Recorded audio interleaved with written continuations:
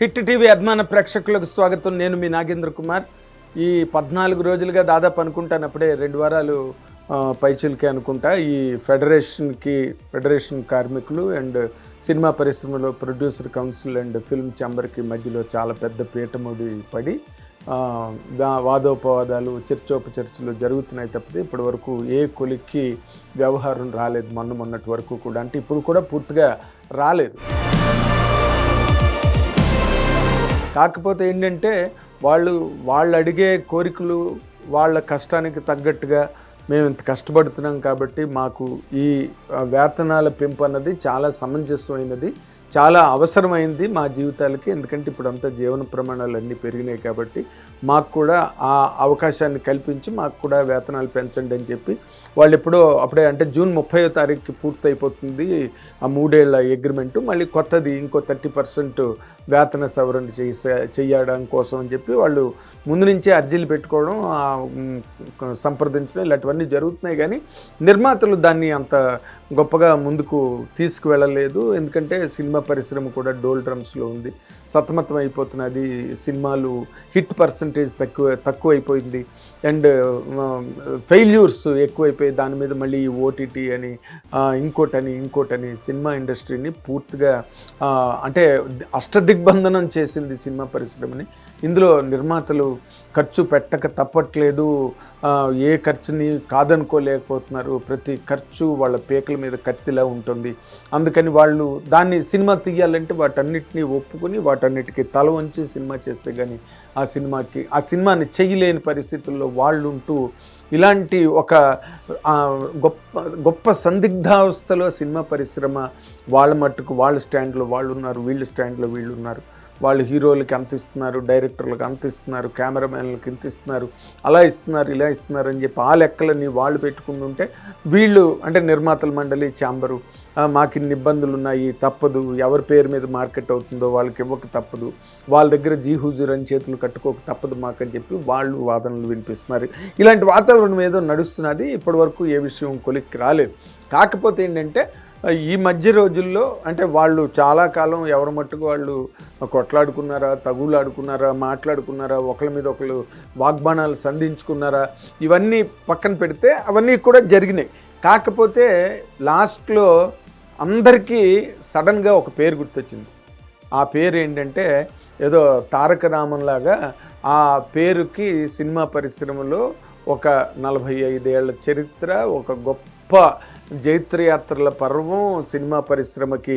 ఆయన ఒక కల్పవృక్షం, కామధేనువులాగా సినిమా పరిశ్రమని ఏనాటి నుంచో తన భుజాల మీద ఎత్తుకుంటూ తన గ్లామర్ ద్వారా సినిమాలకి ఎంతో మైలేజ్ పట్టుకొచ్చి నిర్మాతల పాలిట కొంగు బంగారంగా మెరిసి అండ్ సినిమా పరిశ్రమలో అందరికీ కూడా ఒక గుండెకాయలాగా, ఒక పవర్ ఇంజిన్ ఫిల్మ్ ఇండస్ట్రీకి అన్నట్టుగా మారి ఎదిగి ఈ రోజున చాలా అంటే మకుటం లేని మహారాజులాగా సినిమా ఇండస్ట్రీని ఆయన శాసించట్లేదు. కానీ ఆయనకు శాసనాధికారం ఉన్న స్థాయి ఉన్న ఆ పేరే మెగాస్టార్ చిరంజీవి.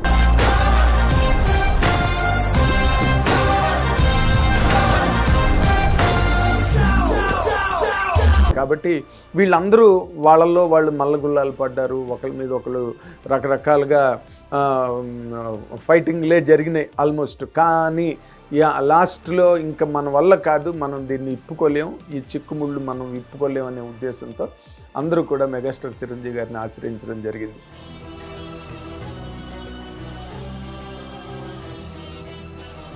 మెగాస్టార్ చిరంజీవి గారికి అయితే ఆ మాట విలువ ఉన్నది కాబట్టి బడా నిర్మాతల దగ్గర నుంచి చిన్న నిర్మాతలు కూడా, బడా నిర్మాతలు అయితే ముందు నుంచే కలుస్తున్నారు, చిన్న నిర్మాతలు మొన్ననే వెళ్ళి నట్టికుమార్ గారు వాళ్ళందరూ కూడా మొన్న వెళ్ళి కలిశారు, బయటకు వచ్చి మీడియా ముందు మాట్లాడారు. అవన్నీ మీకు తెలిసిన విషయమే.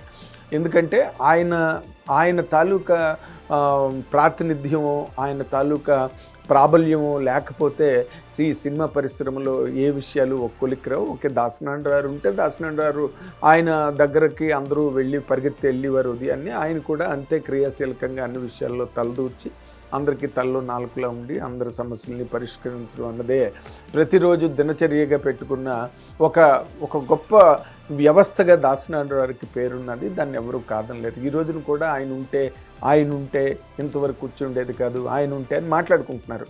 కానీ దాసనారాయణ అనంతరం ఎవరు ఈ సినిమా ఇండస్ట్రీకి పెద్దగా ఉండాలి అంటే మురళీమోహన్ గారు కానీ, డైరెక్టర్ రాజమౌళి గారు కానీ, వీళ్ళందరూ కూడా అంటే సినిమా పరిశ్రమలో బయటికి చెప్పిన వాళ్ళు కొంతమంది, బయటికి చెప్పిన వాళ్ళు కొంతమంది, అందరి నోళ్ళల్లో నాలుకల మీద కానీ లేకపోతే గుండెల్లో కానీ మెగాస్టార్ చిరంజీవి గారి పేరే ఉంది. ఎందుకంటే ఆయన చాలా సవ్యమైన మనిషి, సక్రమమైన మనిషి, రుజుమార్గంలో ఆలోచించే మనిషి. అండ్ ఆయన మనస్తత్వం, ఆయన తాలూకా తత్వం ఏంటి, ఎంతమందికి ఏ విధంగా ఆయన సాయపడుతూ, నేను గత వీడియోల్లో కూడా చెప్పాను. ఎందుకంటే ఆయన సాధారణంగా బయటికి చెప్పుకొని ఏదో అంటే బ్లడ్ బ్యాంకు లేకపోతే ఐ బ్యాంకు ఈ కార్యక్రమాలన్నీ పబ్లిక్గా తెలుస్తూ లక్షలాది మందికి ప్రాణదానం చేసిన వ్యక్తి ఆయన. కాబట్టి ఆయన అవన్నీ తెలుస్తాయి. కానీ on the back of the screen అంటే తెర వెనుక ఆయన ఎంతమందికి సహాయం చేస్తారు, ఎంతమందికి ఉపయోగపడతారు, ఎంతమందికి అండదండలుగా నిలబడతారు అన్నది సినిమా పరిశ్రమలో అందరికీ బాగా తెలిసిన విషయం. కాబట్టి ఆయన దగ్గరికి వెళ్తే కానీ మనం దీన్ని ఈ చిక్కుముడిని విప్పుకోలేము, మనం ముందడుగు వేయలేమనే ఒక విషయాన్ని బాగా గ్రహించి మొదటి నుంచి పెద్ద నిర్మాతలు అన్న వాళ్ళందరూ కలుస్తున్నారు అనుకోండి. కానీ చిన్న నిర్మాతలు కూడా మనం వెళ్ళి వాళ్ళ కష్ట సుఖాలు, వాళ్ళ సాధక పథకాలన్నీ చెప్పుకోవడం జరిగింది. అండ్ అలాగే ఫెడరేషన్ కార్మికుల ప్రతినిధులు కూడా మళ్ళీ చిరంజీవి గారిని వెళ్ళి కలవడం జరిగింది. ఆయన 100% నేను అన్ని విధాలా నేను మీకు అంటే మొత్తం సమస్యని సమీక్షించి అసలు ఎక్కడ లోతుపాతులు ఉన్నాయి, వాటన్నిటిని ఎట్లాగా కవర్ చేసుకురావాలి, అందరూ ఇరుపక్షాలు వాళ్ళు కూడా సంతృప్తికరంగా ఉండాలి, అందరూకి ఇది ఆమోదయోగ్యంగా ఉండాలి అనే ఒక కోణంలో మెగాస్టార్ చిరంజీవి గారు వాళ్ళందరూ చెప్పిన మాటలన్నీ 2 రోజులు ముందు ఒక రోజు, తర్వాత ముందు ఒకరు వెళ్తే రెండోసారి ఇంకొకరు వెళ్ళే 2వ రోజు అలా విన్న తర్వాత ఇప్పుడు ఆ నిర్ణయం కోసమనే ఇప్పుడు అందరూ ఎదురు చూస్తున్నారు.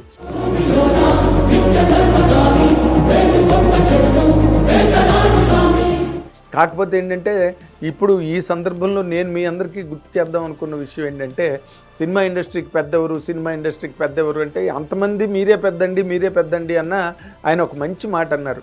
నేను సినిమా పరిశ్రమ బిడ్డనే కానీ సినిమా పరిశ్రమకు పెద్దను కాను అని. కానీ ఆయన చేసే పనులు, ఆయన ఒక వితరణతో అనండి, వివేకంతో అనండి, లేకపోతే ఒక హంబుల్ నేచర్ అనండి, అంత పెద్ద అంటే ఒక హిమాలయ శిఖరం అంత ఎత్తుకు ఎదిగిన తర్వాత కూడా అలా మాట్లాడడం చాలా కష్టం. ఏమీ లేని వాళ్ళు ఎగిరెగిరి పడిపోతుంటారు, రాలి పడిపోతుంటారు. అండ్ అందుకే అంటారు కదా, అన్నీ ఉన్న విస్తరాకు అలాగే ఉంటుంది, ఏమీ లేని విస్తరాకే ఎగిరెగిరి పడుతుందని అంటారు. కాబట్టి ఆయన అన్నీ ఉన్న విస్తరాకు కాబట్టి ఆయన ఎప్పుడూ నిండుకొండలాగా గాలికి ధూళికి చెదిరిపోయి ఆయన ప్రతిదానికి కదిలిపోయే మనిషి కాదు. ఆయన్ని కదిలించలేరు ఎవరు కూడా. ఆయనది ఒక చాలా స్థిరమైన, నిశ్చితమైన, ఒక చాలా సుస్థిరమైన స్థానం. కాబట్టి ఆయన చాలా నిలకడగా ఈ విషయాన్ని ఆలోచించగలరనే ఉద్దేశం. అండ్ ఆయన చేసిన సహకారాలు సినిమా పరిశ్రమలో ఎంతమంది ఎలా పొందారో సినిమా పరిశ్రమలో ఉన్న వాళ్ళందరికీ తెలుసు. పైగా ఆ నోట ఈ నోట వింటుంటారు, అన్నీ జరుగుతుంటాయి. అండ్ మళ్ళీ ఆయన సినిమా కార్మికుల కోసం అని చెప్పి పెద్ద ఉచిత వైద్యం కోసం అని చెప్పి ఒక హాస్పిటల్ కూడా నిర్మాణం దిశగా ఆయన అడుగులు వేస్తున్న విషయం కూడా చాలామందికి సినిమా పరిశ్రమలో తెలుసు. కాబట్టి ఇవన్నీ ఎవరు చేసే వ్యవహారాలు కావు. కరోనాలో ఆయన చేసిన నిత్యావసర వస్తువుల సరఫరా కానీ, లేకపోతే ఆక్సిజన్ సిలిండర్లు సరఫరా కానీ, ఇవన్నీ నార్మల్గా ఏ హీరో చేస్తారు, ఏ హీరోకి అవసరం, ఎవరి ఇబ్బందుల్లో వాళ్ళు ఉంటారు, ఎవరి ప్లానింగ్లో వాళ్ళు ఉంటారు, ఎవరి వర్కుల్లో వాళ్ళు ఉంటారు. కానీ బట్ ఆయన ఒక్కరే అంటే రామారావు వాళ్ళ టైంలో కూడా ఇలాగేవో నిధులు సేకరించడాలు సేకరించడం, అది నిధులు సేకరించడం, అందరి దగ్గరికి వెళ్ళి జోలి పట్టుకుని అందరి దగ్గరికి వెళ్ళి అడుక్కుని మరీ తీసుకొచ్చి ఆ సహాయ కార్యక్రమాలకి తోడ్పడ్డారు ఎన్టీ రామారావు, నాగేశ్వరరావు, ఇంకొందరు లబ్ధ ప్రతిష్ఠులైన నటీనటులు. కానీ చిరంజీవి గారు చేసేది ఏంటంటే ఒక నూతన అధ్యాయం ఆయన చేసింది. ఎప్పుడో మెడ్రాస్లో ఉన్న రోజుల్లోనే, ఆ రోజుల్లో పత్తి రైతులు నష్టపోయారని చెప్పి ఆయన నాగబాబు గారి ద్వారా ఆ పత్తి రైతులకి ఆర్థిక సహాయం అందించిన వ్యక్తి. ఆయనకేం సంబంధం, పత్తి రైతులు ఎవరు, ఆయన ప్రొఫెషన్ ఏంటి, ఆయనకేం సంబంధం. ఇవన్నీ ఆయన మొదటి నుంచి ఫాలో అవుతున్న వ్యక్తి. తర్వాత అవన్నీ కూడా బ్లడ్ బ్యాంక్ పెట్టడం, ఇవన్నీ ఆయన తాలూకా పరిధిని ఎంతో విస్తృతపరిచాయి. ఆయనకుండే ఒక కామన్ పాయింట్, అందరికీ సహాయపడాలి, ఎవరు ఏ ప్రమాదంలో ఉన్నా, ఎవరు ఏ ఇబ్బందుల్లో ఉన్నప్పటికీ కూడా నాదైన సహకారం అందించాలనే ఒకే ఒక్క పవిత్రమైన ఆశయం కానివ్వండి, లేకపోతే సదుద్దేశం కానీ తప్పితే చిరంజీవి గారు దాని మీద ఒక మైలేజ్ తెచ్చుకోవాలి, దాన్ని గడిగడికి స్టేజ్ మీదకి వెళ్ళి చెప్పుకోవాలి అనే ఉద్దేశం ఆయనకి లేదు. మొన్న ఎవడో ఆయన పూర్వజన్మ సుకృతం, నా పూర్వజన్మ సుకృతం అంటే ఏంటో పూర్వజన్మ సుకృతం అని గొప్ప పడిపోతున్నాడు అని మాట మాట్లాడాడు. వాళ్ళు అంటే అలాంటి సొంటలకి ఎలా సమాధానం చెప్పాలో కూడా ఒక్కొక్కసారి అర్థం కాదు. ఆయన ఏమన్నారు, నేను రక్తదానం అనగానే చిరంజీవి పేరు గుర్తురావడం అన్నది నా పూర్వజన్మ సుకృతం అన్నారు. మీ పూర్వజన్మ సుకృతం అనలేదే. మీ ఎదుటి వాళ్ళు నాలాంటి మహానుభావుడు మీ అందరితోనే ఉండడం మీ అదృష్టం అని ఆయన అనలేదు.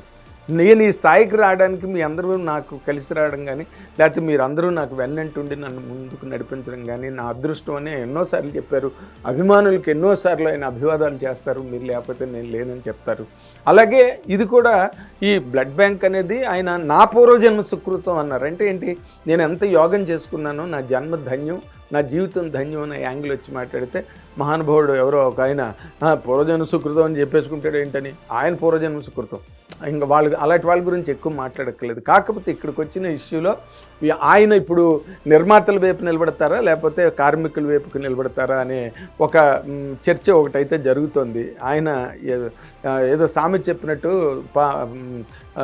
అందరికీ సగం సగం కాదు, ఇద్దరికీ సమంగా ఎలాగ వాటిని విభజించాలి, ఎట్లా వాటిని ఆ సమస్యని ఎట్లా పరిష్కరించాలి అనే ఒక యాంగిల్లో ఆయన చాలా సీరియస్గా అందరితో చర్చిస్తున్నారు దానికోసం అని చెప్పి. అయితే ఆయన కార్మికుల మనిషి, ఎందుకంటే వాల్టర్ వీరయ్య సక్సెస్ మీట్లో ఆయన షూటింగ్ టైంలో, వాల్టర్ వీరయ్య షూటింగ్ టైంలో ఆ కార్మికుల తాలూకు వర్కింగ్ స్టైల్ని, అక్కడ ఆ లొకేషన్లో జరుగుతున్నది, ఆ కార్మికులందరూ ఎలా కష్టపడి పనిచేస్తారు అన్న దాని మీద ఆయన సొంతంగా వీడియో చేసి దానికి మళ్ళీ ఇంకొకరి చేత మంచి స్క్రిప్ట్ రాయించి డబ్బింగ్ చెప్పించి అది సక్సెస్ మీట్లో ఆ ఏవీని అందరి ముందు డిస్ప్లే చేశారు.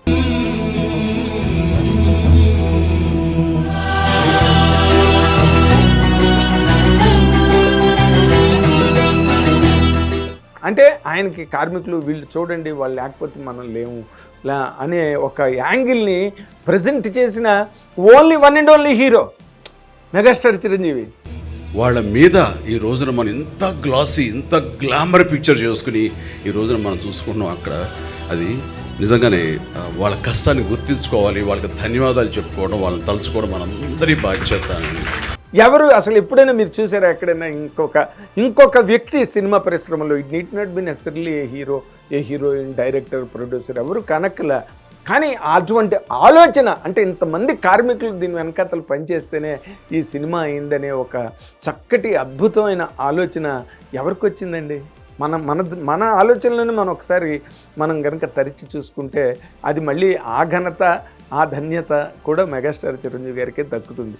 అంచేత ఇవన్నీ నిర్మాతల గురించి అంటారా, నిర్మాతల గురించి ఆయన ఒళ్ళు బద్దలు కొట్టుకుని, మునుకులు బద్దలు కొట్టుకుని, కింద పడి మీద పడి అసలు నానా రకాలుగా కష్టపడి సినిమాలోకి వర్క్ చేసిన, అంటే అన్నిటికీ రిస్క్ చేసి పనిచేసిన హీరో ఎవరి పేరైనా చెప్పాలంటే మళ్ళీ ఆయన పేరే చెప్పాలి. కాబట్టి ఎందుకంటే జగదేకుడు అతిలోక సుందరి జరుగుతున్నప్పుడు శ్రీదేవి గారి డేట్లు అయిపోయి రిలీజ్ దగ్గర పడిపోతున్నది, సాంగ్ కంప్లీట్ చేయాలి, నిర్మాత ఆందోళన, డైరెక్టర్ ఆందోళన. అలాంటి సందర్భంలో ఆయనకి హై ఫీవర్ ఉన్నప్పుడు కూడా విజయ హాస్పిటల్ నుంచి డాక్టర్ని తీసుకొచ్చి విజయవాహిని సెట్లో షూటింగు, సాంగ్ పిక్చరైజేషన్ జరుగుతుంటే శ్రీదేవి గారితో పాటు ఆయన డాక్టర్ని అక్కడ పెట్టుకుని స్పాంజింగ్ చేయించుకుంటూ పక్కన హై ఫీవర్తో ఆ సాంగ్ని కంప్లీట్ చేశారు. అంటే నిర్మాతల గురించి ఆయనకి ఎంత తెలియాలి. తర్వాత ఆయన వ్యక్తిగతంగా ఆయన నిర్మాతగా కూడా, అండ్ రామ్ చరణ్ వాళ్ళ అబ్బాయి రామ్ చరణ్ గారు కూడా నిర్మాతగా, అన్నీ ఆయనకి తెలియని అంశం ఈ సినిమా పరిశ్రమలో లేనే లేదు. కాబట్టి ఆయన్ని ఇప్పుడు మళ్ళీ ఎవరు పెద్ద అని దాని మీద ఎవరు పెద్ద ఇప్పుడు తెలియట్లేదా? ఇప్పుడు తెలుస్తుందిగా ఎవరు పెద్ద అయితే అందరూ ఆ వ్యక్తి దగ్గరికి వెళ్తారన్న దాని మీద మళ్ళీ గుండు కొమ్ముల అనుమానం అక్కర్లేదు, ముసుగులో గుద్దులాట అంతకన్నా అక్కర్లేదు.